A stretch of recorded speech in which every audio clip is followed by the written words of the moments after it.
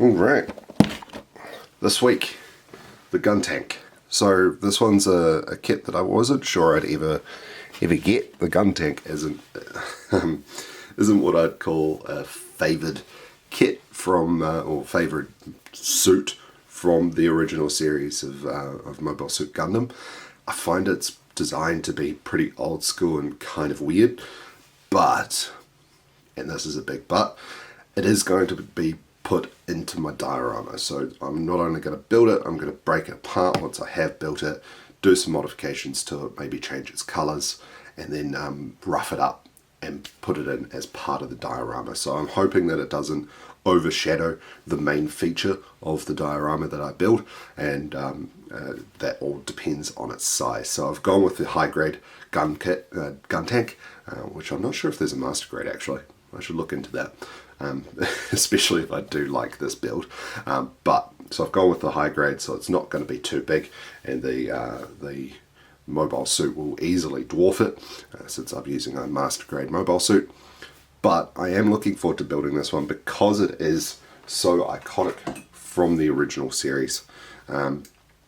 So let's open it up and take a quick peek. Doesn't look like there's any. Nice and easy. Guntank is going to be pretty straightforward, I think. So it's just a few packs of runners. The little booklet itself at the back here. So we've got 2 packs of runners. So you've got maybe 3 runners per pack. You've got the polycaps here, just a small sheet of polycaps, which is nice to see. You've got the clear blue in here for the cockpit. You've got the yellow for the chest pieces on here, and you've got some big flexible parts on the back here for the tank treads. So I am quite looking forward to putting this together. So since it is quite different from all the previous kits, it looks like it's going to be pretty hollow. So there's not a huge amount of inner framework from the looks of it. Maybe just the arms, and that's probably about it, since it doesn't have to do articulation on legs.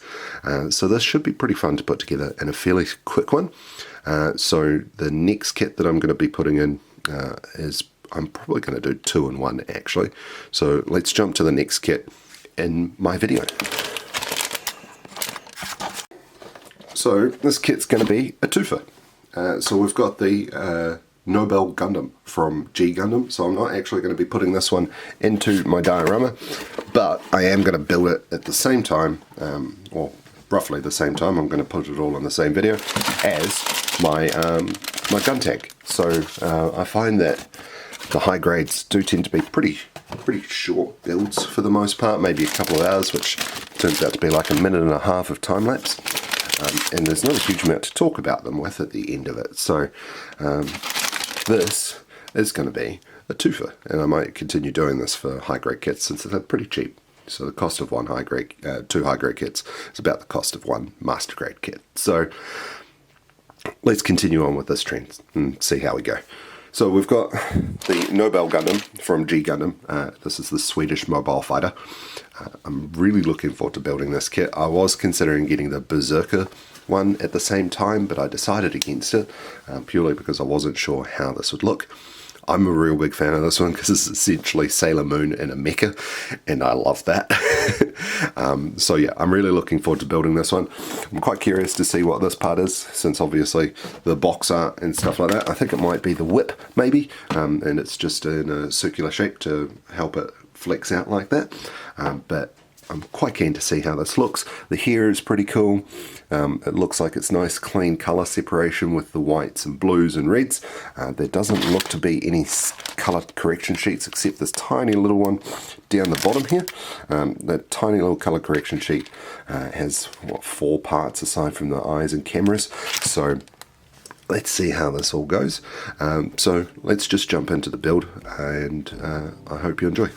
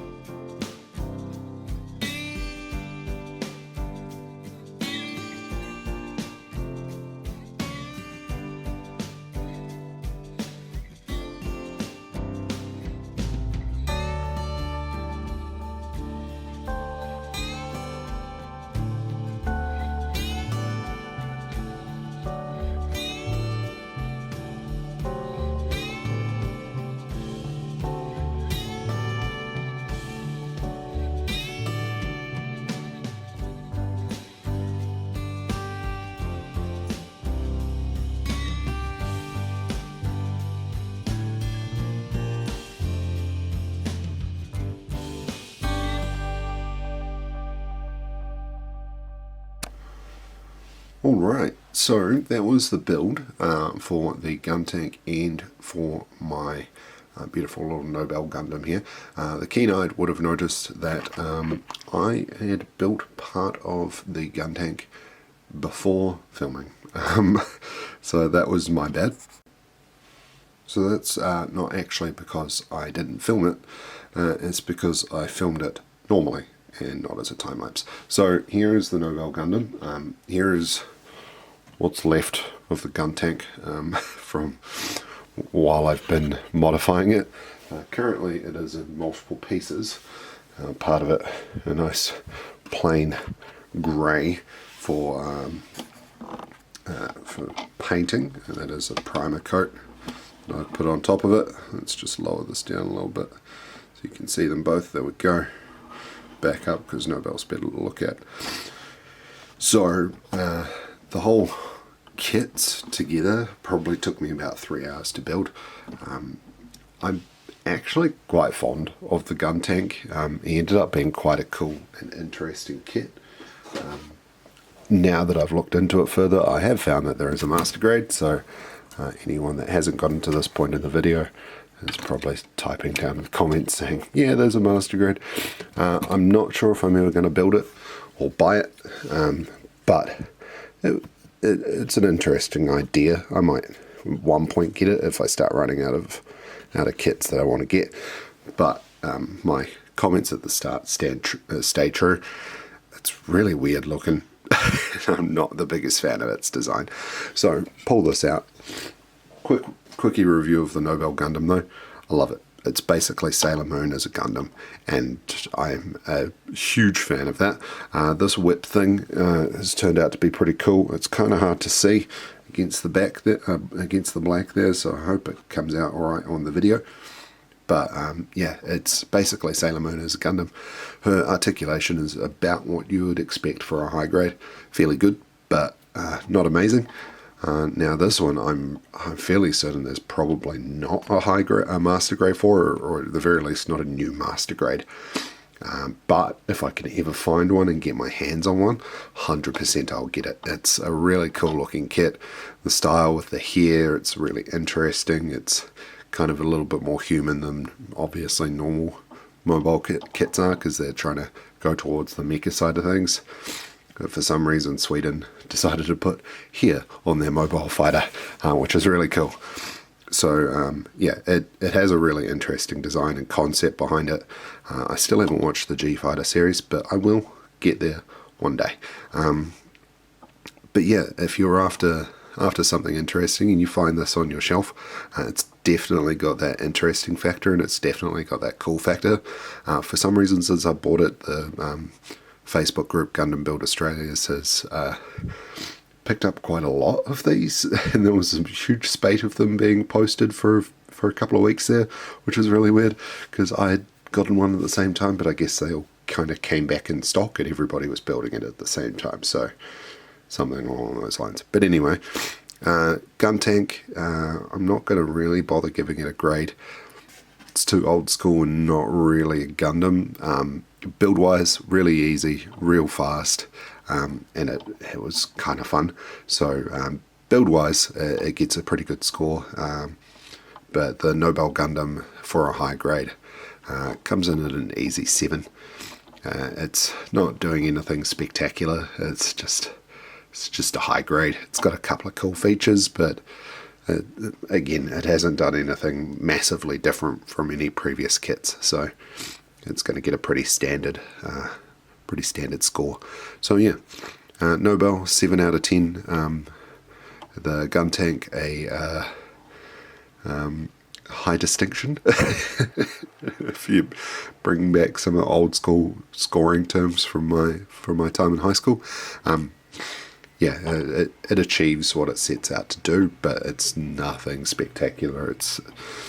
The Guntank's articulation is very, very limited to the arms, these, and basically nothing in the chest. And that's it. The arms and the guns at the top are your only articulation in the Guntank, and yeah, it's kind of lackluster for it. But he looks kind of cool. He's like crawling along underneath underneath Sailor Moon here. But anyway, hope everybody's doing alright in their isolation and their quarantines. Australia here is going further and further into lockdown each and every day.